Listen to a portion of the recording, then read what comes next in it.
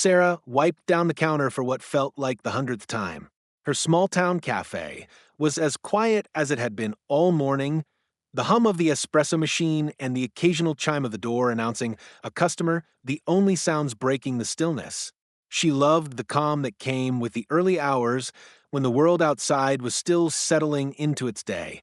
It gave her time to gather her thoughts, to get the small things just right, the arrangement of the sugar packets, the neatness of the napkin holders, the fresh scent of brewed coffee lingering in the air. Everything had to be perfect. That's how she ran the cafe, with meticulous care and with a smile for every customer that walked through the door. The bell above the door jingled again, breaking her moment of solitude. She glanced up, her eyes instantly locking on a figure that stood just inside the threshold. He was an older man, perhaps in his mid-70s, with weathered skin and a military jacket that looked like it had seen better days. His navy blue jacket was adorned with patches, some faded, some barely legible, each telling a story that Sarah could only guess at. His cap, pulled low over his brow, seemed to carry the weight of years of battles fought and lost. He shuffled toward the counter slowly, and though his movements were deliberate, there was an unmistakable grace to them. It was the kind of grace that comes from a life lived with purpose. He stepped up to the counter and cleared his throat, his voice surprisingly strong despite the tremor in his hand as he placed his order. "I'll have a coffee, miss," he said, his voice hoarse but steady. Sarah smiled warmly, feeling the weight of his presence without quite understanding why. Something about the man, the air around him, felt different. It wasn't just the military jacket, it was the depth in his eyes, the way they seemed to carry both a lifetime of stories and a lifetime of pain. She poured his coffee with a steady hand, noticing the subtle way he looked around the cafe, as if trying to find something he had once known. He wasn't looking for anything in particular. It was as if he was just trying to find some semblance of comfort. She handed him the cup with a soft smile. "Thank you for your service," she said, her voice gentle, her words sincere. The man met her gaze, his eyes momentarily clearing from whatever deep thoughts had been consuming him. He nodded, a faint smile tugging at the corners of his lips. "Just doing what needed to be done, miss," he replied, his voice cracking slightly as if the words held more weight than he cared to share. He took his coffee, his hands shaking just a little as he grasped the cup, but he didn't seem to mind. Sarah returned to the counter, but she couldn't shake the feeling that the man wasn't just a customer. He wasn't just another face in the crowd. She had seen that look before, on soldiers, on veterans, on anyone who had given something of themselves that could never truly be returned. It was a look that spoke of loss, of sacrifice, and of unspoken burdens. The cafe was quiet now, the chatter that normally filled the space replaced by the soft clinking of spoons against mugs and the occasional sigh of the man as he sipped his coffee. He sat at a corner table, staring out the window, lost in thought. Sarah couldn't help but feel a pang of empathy. She had grown up hearing stories about veterans, the men and women who had fought for their country, who had given so much of themselves. But meeting one in person, seeing the effects of their service etched into their faces, was something entirely different. She glanced at him again. There was something in the way he held his coffee cup, something in his posture, that made her think he needed more than just a cup of coffee. It wasn't obvious, but it was there. A quiet plea for connection, for recognition, for comfort. Sarah made a decision then. She set down the rag she had been using to wipe the counter and walked toward the veteran's table, her footsteps light, but purposeful. She wasn't sure what she was going to say, but she knew she couldn't just let him sit there, alone in his thoughts, without offering something, anything, that might ease the weight he was carrying. She gently tapped the edge of his coffee cup, and he looked up at her, startled for a moment before recognition crossed his face. "I'll cover the cost of your coffee today," she said, her voice steady, her hand hovering over the counter, as if she had just offered him the most important thing in the world. The man blinked at her, clearly caught off guard. "What? You don't have to, I want to," Sarah insisted, her tone soft but firm. "Please let me. It's the least I can do for someone who's given so much." He stared at her for a long moment, his eyes searching hers, as if trying to figure out her motives. Perhaps he had grown used to people offering sympathy out of obligation, out of pity, but that wasn't what this was. Sarah wasn't offering a hand out of guilt. She was offering it because she genuinely cared. She could see the unspoken weight he carried, and she wanted to help bear it, even if just for a moment. The silence between them stretched for a second, and then, slowly, a smile tugged at the corners of his lips. It was a small thing, barely a hint of a smile, but it was enough. "Well, thank you, miss. I won't forget this." Before either of them could say anything more, the bell above the door rang again. Sarah turned just in time to see a group of four Marines walk into the cafe. Their uniforms were immaculate, their presence imposing, and their eyes swept over the room like a wolf pack scanning for prey. One of them, a tall Marine with a broad chest and a cocky grin, noticed the veteran sitting by the window and immediately began walking toward him. "Hey, old man," the Marine called out, his voice loud and casual. "Need some help?" Sarah froze. The veteran's face went pale, and for a moment it seemed as though he didn't even recognize the Marines.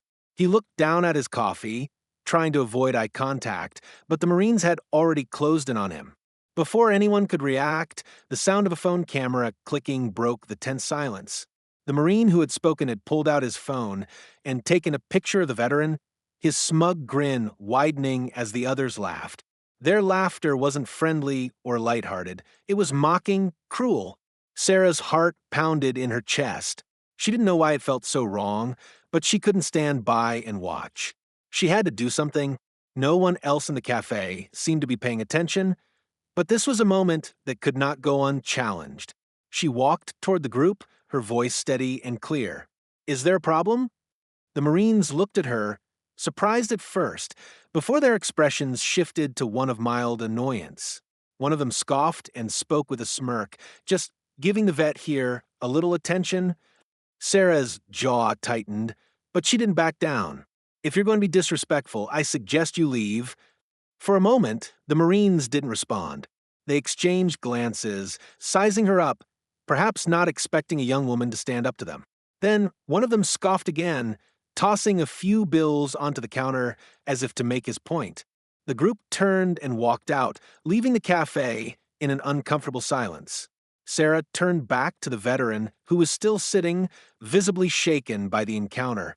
She felt a surge of protectiveness, of empathy, but also a deep sadness for what he had just endured. "I'm sorry about that," she said softly. "Are you okay?" The veteran nodded slowly, though his eyes were distant. "I've seen a lot in my time," he said quietly, "but there's a kind of bravery in standing up for someone who's not in a position to defend themselves."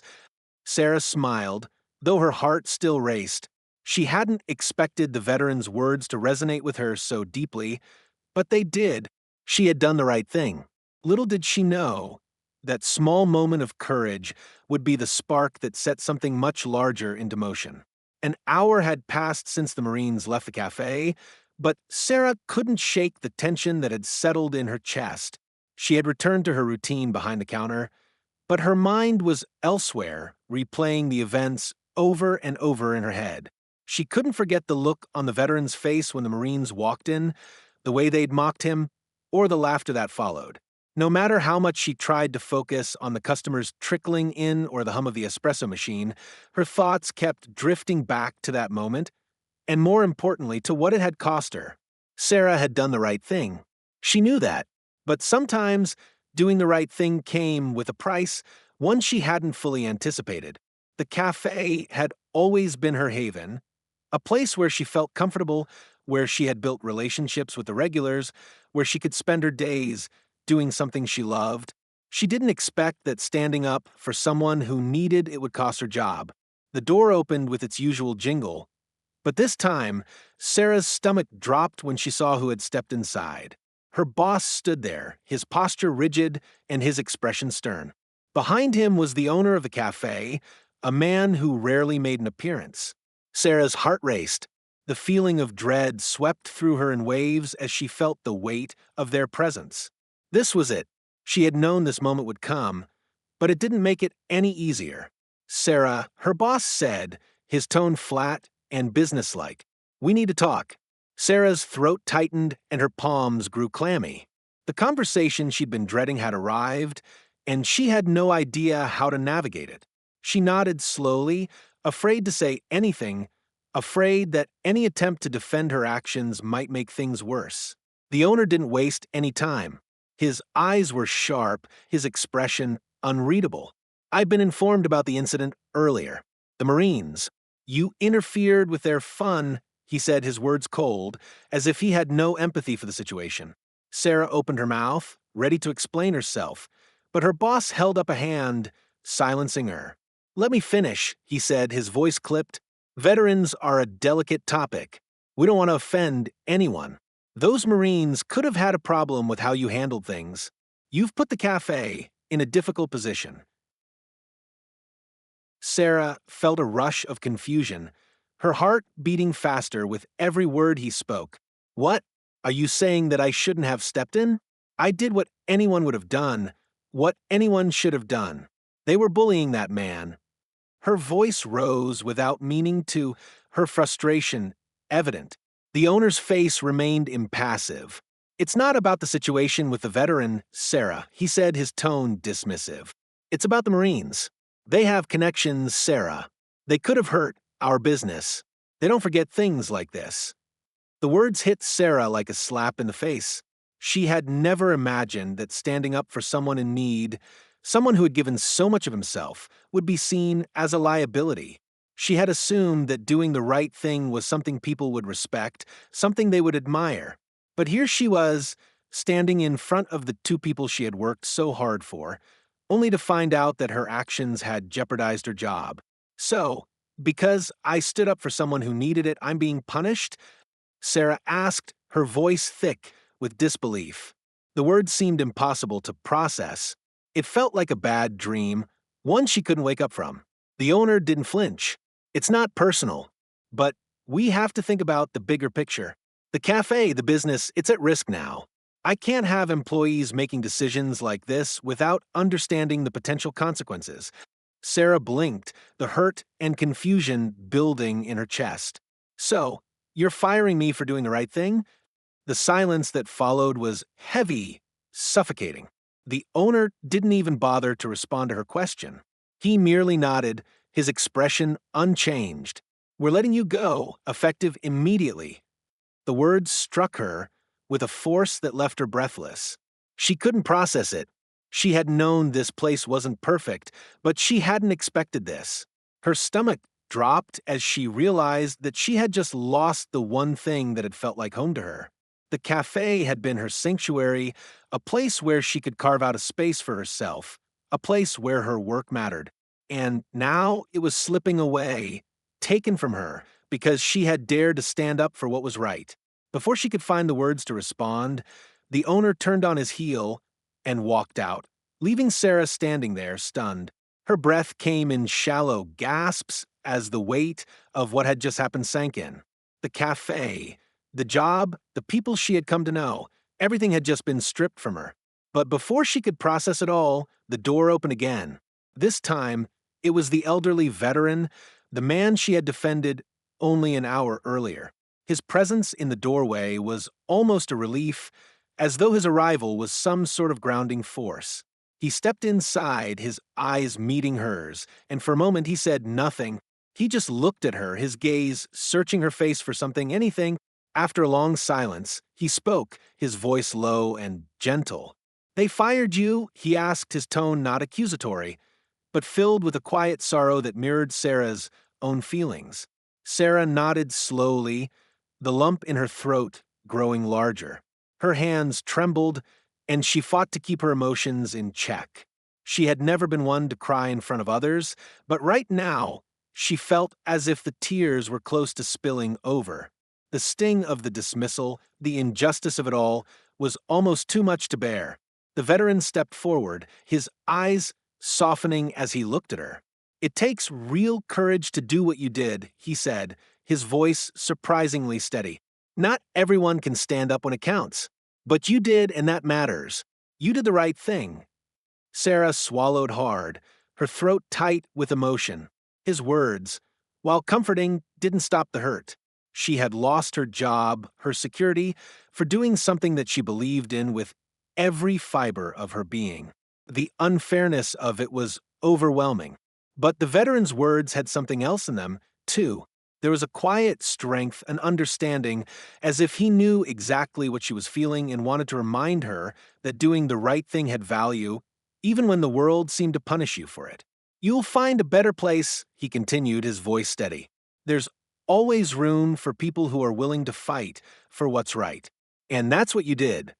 Sarah looked at him, his words sinking in deeper than she expected. She had made the right choice, even if it had cost her everything she thought she knew about the world. The veteran wasn't just offering her consolation. He was giving her a sense of purpose, reminding her that the courage she had shown had worth beyond what she could see in the moment.